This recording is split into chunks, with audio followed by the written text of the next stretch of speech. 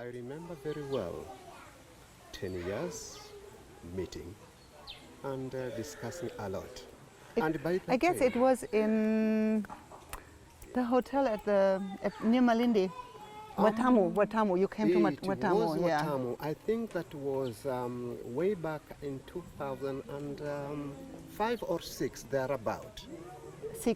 2006. Yeah, you came there with Janet. Yes, that is where I started to know you. Yeah.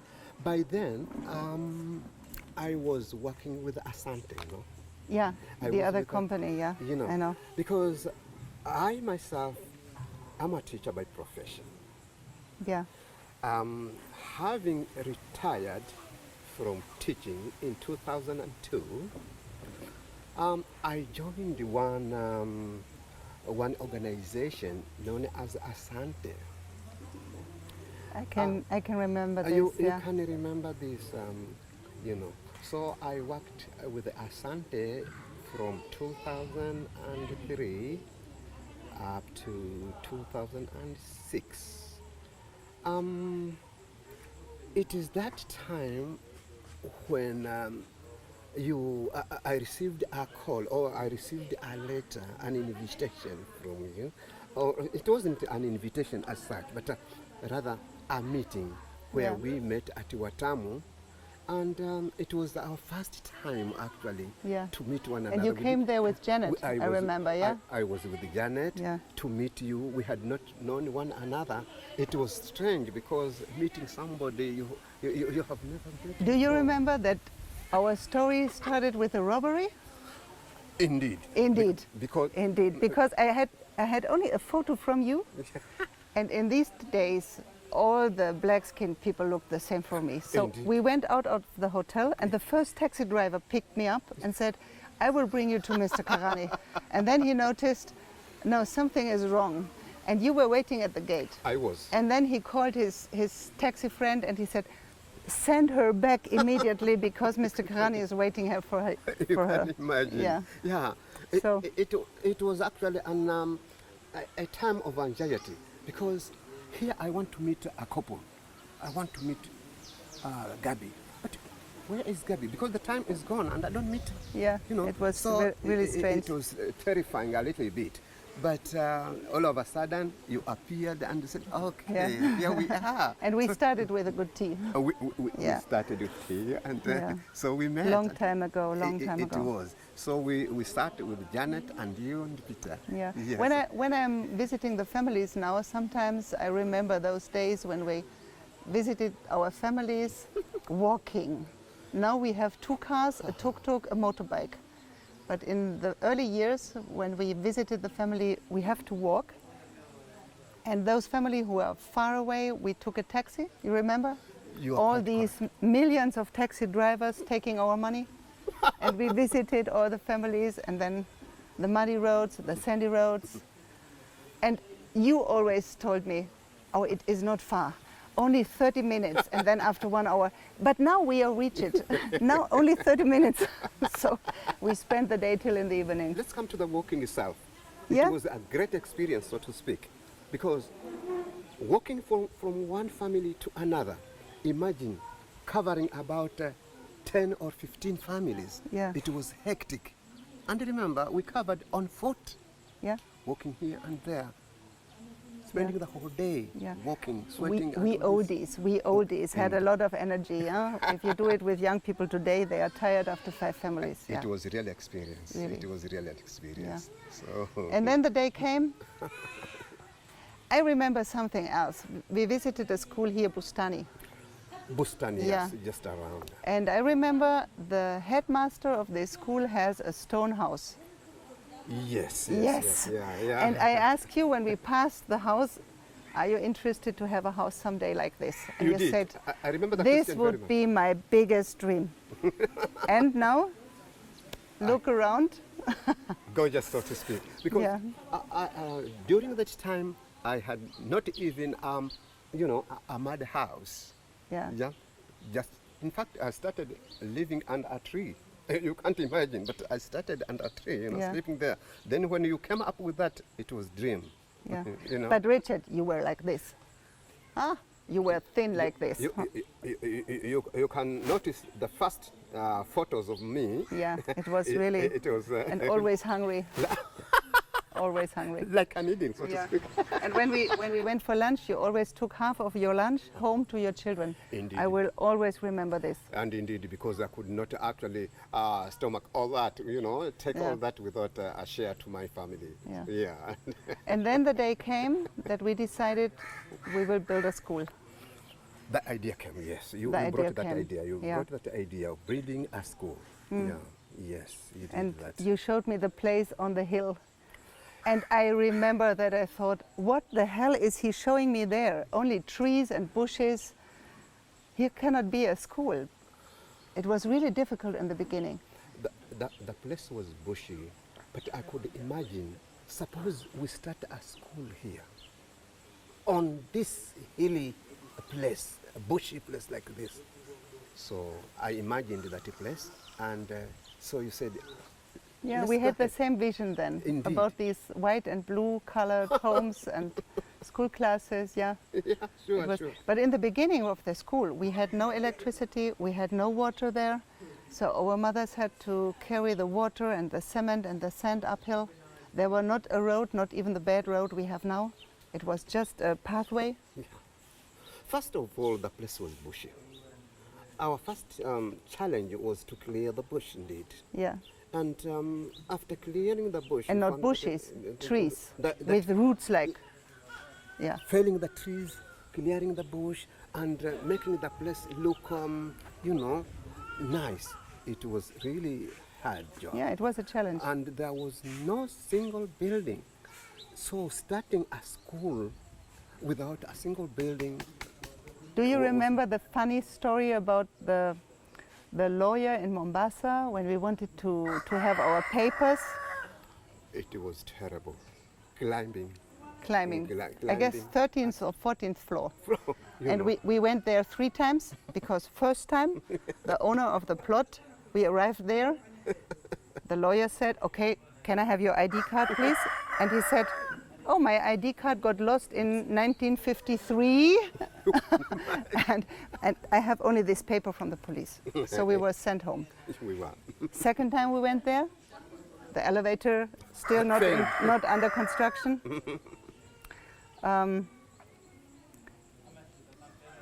What was it? We had no papers from the plot, no measuring, nothing. So we were sent home again. To collect the Then third time, and always with this money in our on our sack. Yeah. I remember Peter was always like this, afraid of robbery. He looked like this with all the money. And then back home, getting the chief for the print and the signature and everything. Yeah. And then we started. And what was the challenge in the first 2 years? We did not have any laptop or computering, no internet, nothing. So we communicated, you and me, by a short message on our phone. Yes. And you went to an internet coffee, sometimes sending me 1 or 2 or 3 photos, asking for a decision. Yes, sure. I looked at the photos, we communicated. I said, okay, let's do that. Then in the first years, I sent the money by Western Union, you remember? Yeah. Very expensive and very complicated. Indeed. And sometimes it took time to collect it. So you had to produce all whatever, documents and all this to collect the money. And this was time wasted. So, yeah. So Had you any moment to think, no, this is too big, I cannot? You? Of the project? Yeah. Starting a project has got a challenge. Sometimes you feel a little bit nervous. How do I care about this project and really succeed?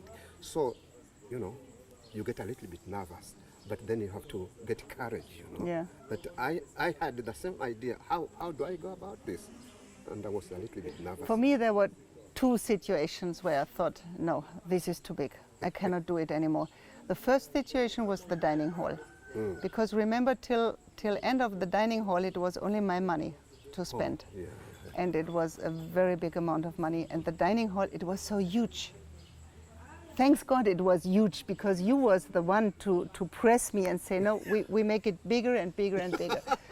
Okay, so now we have a big dining hall with roof and everything. And the second time I thought I cannot do that was when you came with the papers about the primary building, and we do it first floor and second floor on a plot like this. And I thought, this man is crazy. No, this cannot work. And I remember that most of the money we spent for this huge building was inside the earth. So the money was really inside the hole. I put the money there and you could see nothing because of this strong foundation we needed. The foundation was big, and all the money was spent down the ground, so to speak. So this was really a big challenge. And then we discussed over years, secondary or not. We did? Yeah. Oh, every 2 or 3 months you came and say, the idea of secondary school. What about a secondary school? And I said, no, I have enough with it. And now next year we start secondary. This is so funny. It is. So, yeah. if you have to describe what is different in our school to other schools in Kenya, in a few sentences. I would do that because I have been to many schools. I have been with many directors. They have discussed with me, or they have told me about their challenges and whatever. But to my observation, generally, our school is unique. It's unique because on the side of buildings, on the side of these programs, on the side of the curriculum, I think we are unique because we are doing very well. We have steady learning. We have never had a break of say, okay, no strikes. No strike here. Here we have failed and we cannot continue with the learning because the teachers have missed salaries. So our school is unique, so to speak, because we are doing very well on the side of learning. And everything for free. Everything is for the free. only private, I guess, the only private school in Kenya where everything is for free. The school uniforms, the food, breakfast, lunch, books. You can imagine children coming to school to get early breakfast in the morning before they go to class, and then at 10 o'clock getting second breakfast. And then lunch at noon. Yeah. So we have no hungry pupils in class. Oh, no. And this is improving the quality of learning, of course. Indeed. So our teachers have really good, sounds motivation. crazy, but good material. Children material. And for me it is the biggest challenge to show that using some money you can do the best things even with the poor. Because imagine we have only 10% of the parents of our pupils visited school. 10%. That means 90% of our parents never visited school, are analphabetic. They never. So it is easy to get good results with a son or daughter of a lawyer or a doctor. But we have children who are the dropped out of a community. And they wouldn't have any chance in life without this project. And if you see their marks, we are above average. We are. So there is no difference between the rich and the poor in intelligence and in learning and in ambition. Exactly. And this is what I want to show the world. And this could be a model for every country and for every poor society. And I'm very happy now about the class 8. Let's see the exam results, and I guess people will be really surprised what is inside. Yeah, our class 8 have just concluded the examination, and we are really expecting good results from them because they have been well prepared. The children have been, prepared very well. The teachers have done their good job And in fact, they were confident. Yeah. Then we offer so many things. The library, books from Europe, the big English classic children books, or we offer medical treatment if a child feels some disease or something. We do not wait till the parents have the money to take them to the hospital. No. We do it just right now. Then one of my slogans or one of my claims is, even if you're poor, you have the right to beauty and art. So when you see our school buildings, there is an artist doing some paintings. We do so many things for the eyes, the colors, the plants. There is no rubbish around, no paper on the floor. It really looks good for the eyes too. Sure. And I guess in a good atmosphere and a good surrounding, children can learn. And for me, I ask you what is special in this school, or what is special perhaps in the project. For me it is, I never wanted to produce adults who can read and write, but they are unemployed. So this is nonsense, because if you had a good school education and then you do not find a job, it is a bit more frustrating as if you never visited a school, so to say. So my hope is that we offer so many things, as what I would call a spirit, a European spirit perhaps, looking beyond the fence, looking farther than the horizon, learning computering, being part of a modern society that I believe our children will not fail. Even if they do not reach the university, they will have good jobs.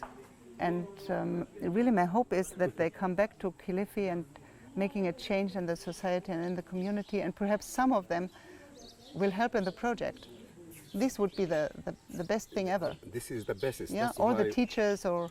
And that's why we have introduced that computer lessons there, to nurture the children, to bring up the children to be self-reliant, so that after the completion of the studies, they can really help themselves. This is the basis. Yeah. Sure. And you, as somebody who saw a lot of projects coming and going in Kenya, because you are the president of YMCA in Kenya. I saw your photo there, very smart young man. Yeah. You brought the Red Cross to Kilifi. You worked with Asante, now you work with ours. You saw many projects coming, but you saw a lot of projects going. Yes. What would you say is the difference to our project? Thank you so much. Getting married, getting children is very simple. To give birth to a child is very, very simple. You can give birth to as many children as possible. The problem and the challenge is to bring them up. How do you bring this child up? You have to take care that this child is brought up, is fed, is nourished, is educated, is so as to make that child grow and sustain him. If lacking that, then you lose the child and you lose everything. So here is a challenge. People start projects. They start them, so wonderful to start a project, but to sustain it, to sustain this project is a problem. So you need a good vision, dedication, and also forecast. I'm happy that with our project, we have had such people like you. Thank you. In fact, you are my role model, so to speak. I have been with the organizations. I can't mention them all, but I have seen projects coming today, tomorrow it has collapsed. Why? Dedication is not there, motivation is not there, solve this and this.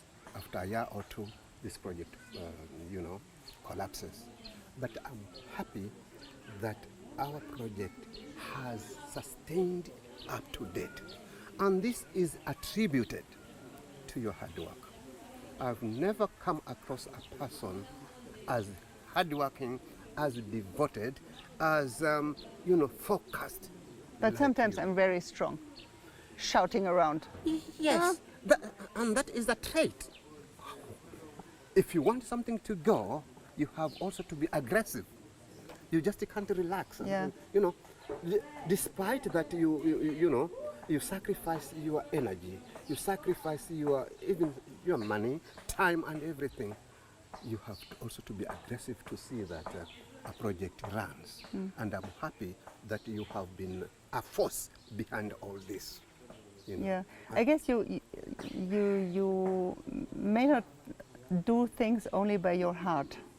You have to use your brain too. You have to use your brain, yes. You have to use your brain and to use your brain and to make sure that whatever you focus is successful. Yeah. So I'm happy that our project has sustained. I'm happy with you too. Yeah. Indeed. So when I have to tell something about your person, how can I describe you? You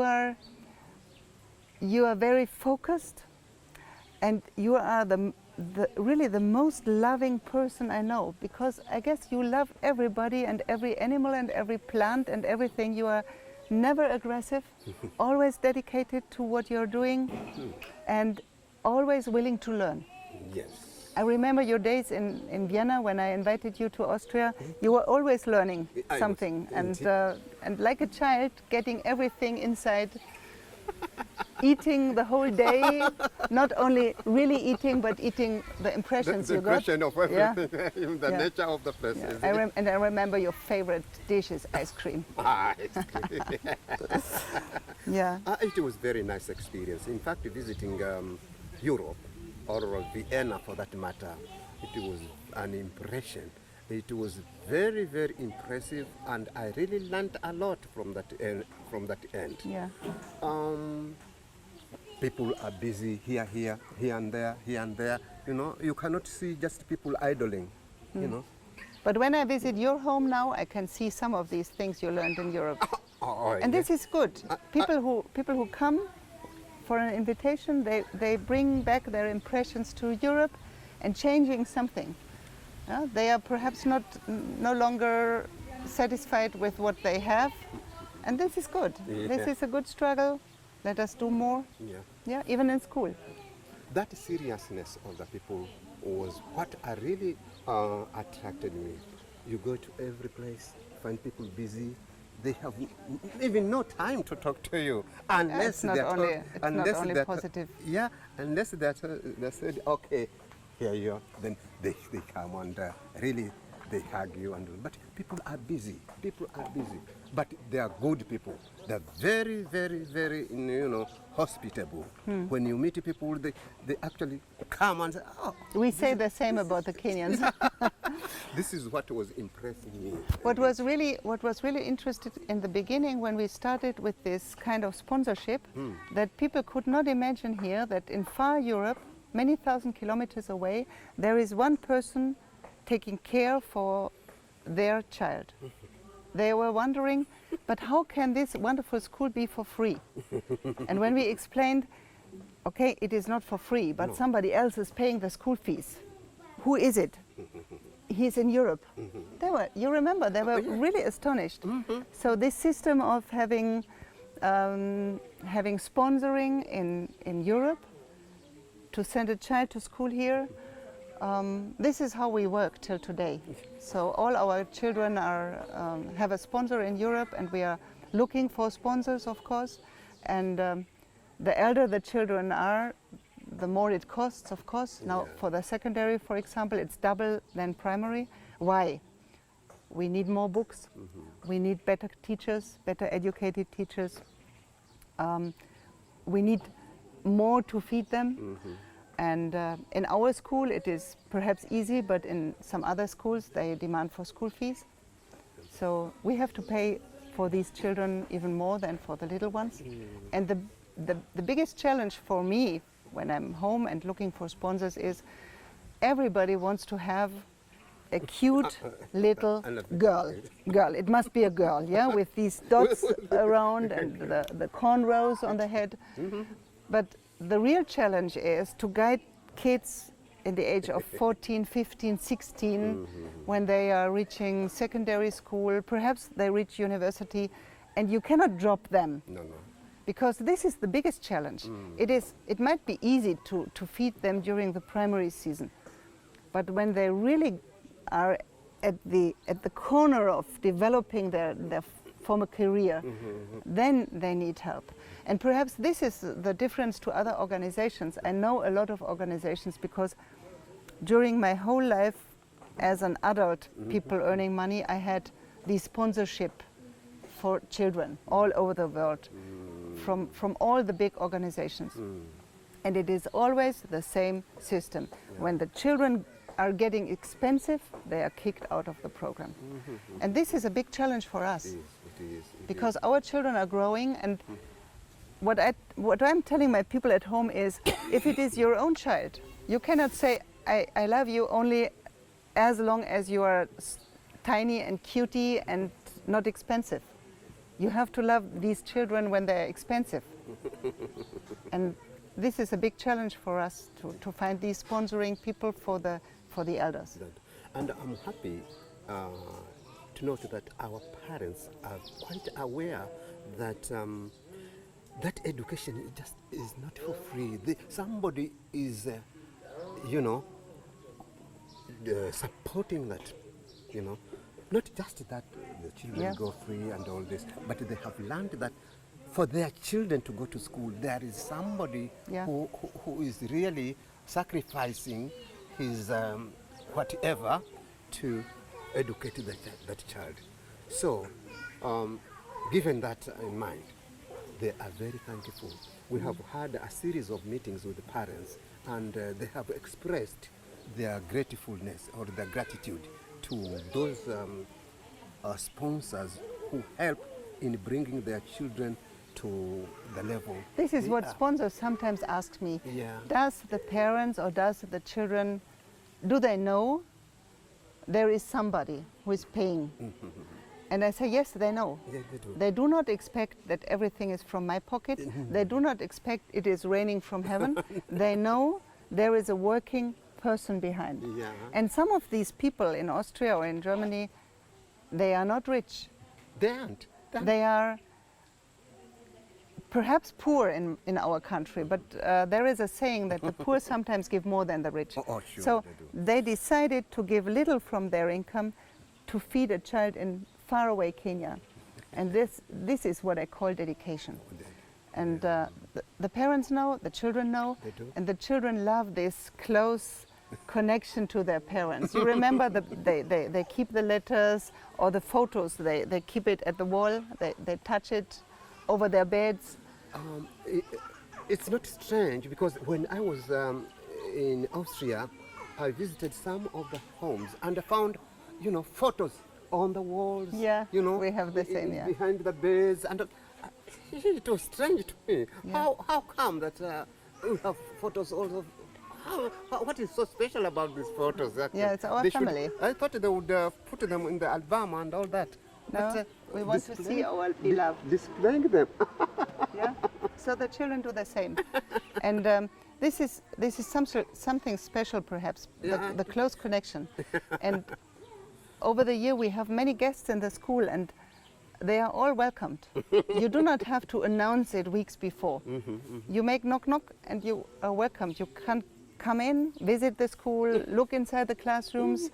Many people cannot imagine that this is possible. No? But it is, because there is nothing to hide. Yeah, sure.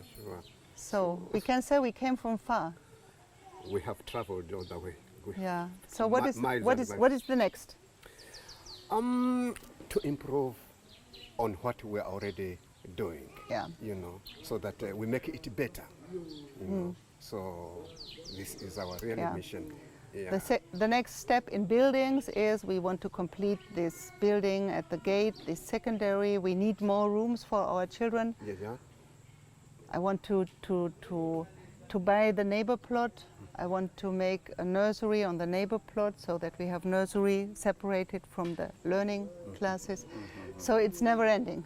It's never ending. Especially for the new project, this secondary school project is really a challenge, because going for money for this project is really a challenge. But I'm optimistic. Yeah, I am too. You know what one of the sponsors told me? Yeah. It was such a nice sentence. He said, "This organization is the only one I know where I give 25 euro, and in Kenya it is 30, Yeah. because you add. Yeah. Sure. All the others take away." So we add. We are always adding, and yeah, it will be a long way. Yeah. But I'm sure we shall succeed. We have already succeeded. So with these envisaged plans, we shall succeed. Sure. I'm very much convinced that we will. We will. So we in will. 10 years we sit here again? Not even in 10 years. In 5. Okay. A few years we In a come few together and years say, oh, we okay, come this together is what we have done. With all your kids growing around. Yeah.